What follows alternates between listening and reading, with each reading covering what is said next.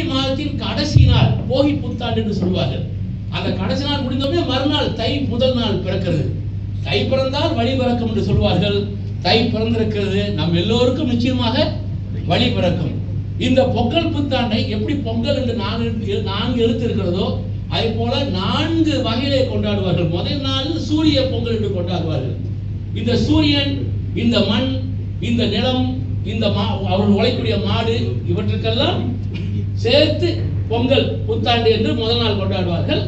2வது நாள் மாட்டு பொங்கல் என்று கொண்டாடுவார்கள். அதுக்கு பிறகு அவர்கள் நமக்கு காணும் பொங்கல் என்று இருக்கிறது. அதாவது நம்முடைய உறவுக்காரங்களும் போய் பார்த்து விட்டு வருவோம். ஆகவே பொங்கலுடைய சிறப்பு, பொங்கல் பிறக்கின்ற பொழுது நம் எல்லாருடைய உள்ளத்திலேயும் ஒரு உத்வேகம் ஏற்படும். இந்த பொங்கல் நம்முடைய தமிழ் வருடம்.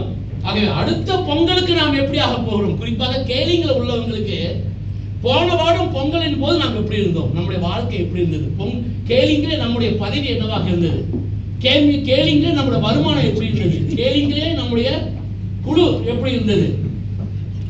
அடுத்த வருடம் பொங்கலுக்கு இதே நேரத்தில் நாம் கொண்டாடுகின்ற நேரத்தில் நம்முடைய வாழ்க்கை எப்படி இருக்க வேண்டும் என்று திட்டமிடக்கூடிய ஒரு ஆண்டு இந்த அந்த நாளின் தொடக்கம் இந்த பொங்கல் புத்தாண்டு.